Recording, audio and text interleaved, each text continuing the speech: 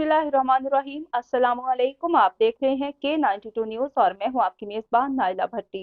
शामिल करते हैं आज की अहम खबरें।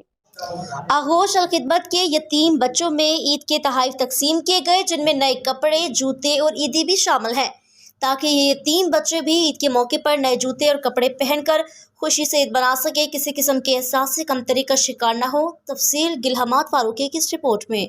ईद उल फितर की आमद पर अल खिदमत आगोश में रिहाइश पजीर इन यतीम बच्चों में भी ईद के लिए नए कपड़े, जूते और ईदी तकसीम की गई, जिनके वालिदैन अब इस दुनिया में नहीं रहे। इन यतीम बच्चों को बाहिम्मत बच्चों के नाम से पुकारा जाता है, ताकि किसी किस्म की एहसास कमतरी के शिकार न हो और वालिदैन की याद उनको न तड़ पाए। इस सिलसिले में आगोश अल खिदमत में एक मुख्तसर तकरीब भी मुनक़िद हुई, जिसमें इन यतीम बच्चों में ईद के तोहफे तकसीम हुए। इन बच्चों के लिए ये तोहफे इस्लामिक सर्कल जापान के रज़ाकारों ने भिजवाए थे। ईद के लिए इन तोहफों पर ये यतीम बच्चे निहायत खुश है। मुझे आज ईद के मौके पर नए कपड़े और जूते मिल गए, इसलिए मैं ईद को बहुत खुशी से मनाऊंगा। मैं आज बहुत खुश हूँ, मुझे नए कपड़े और जूते मिल गए और मैं एहसास कमतरी का शिकार नहीं होऊंगा और मैं बहुत खुशी से ईद मनाऊंगा। मेरा नाम अरसना सिराज है, मैं क्लास 7 में पढ़ता हूँ। मैं आगोश अल खिदमत चतराल का तालिब इल्म हूँ।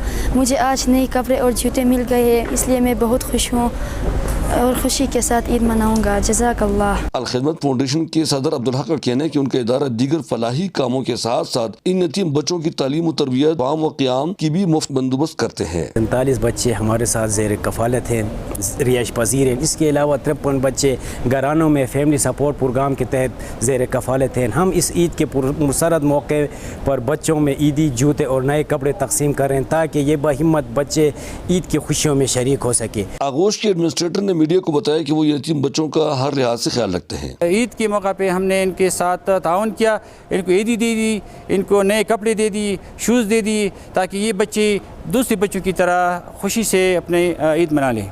इन यतीम बच्चों ने अपने ईद की तोहफे लेकर खुशी चले गए। हम सब की जिम्मेदारी बनती है कि अपने पड़ोस में ऐसे यतीम और बेसहारा बच्चे ढूंढ कर उनके लिए भी ईद के कपड़े, जूते वगैरह खरीद लें और उनको भी अपनी खुशियों में शामिल करें, ताकि वो इन बच्चों को देखकर मायूसी का शिकार न हो, जिनके वालिदैन जिंदा हो या साहिब हैसियत होने के नाते अपने बच्चों के लिए नए कपड़े खरीद कर लाए हैं। ईद के इस पुरमसरत मौके पर हमें अपने पड़ोस में ऐसे बच्चों को ढूंढ कर उनके नए कपड़े, जूते और ईदी फराहम करना चाहिए, ताकि वो भी हमारी तरह खुशी से ईद मना सके।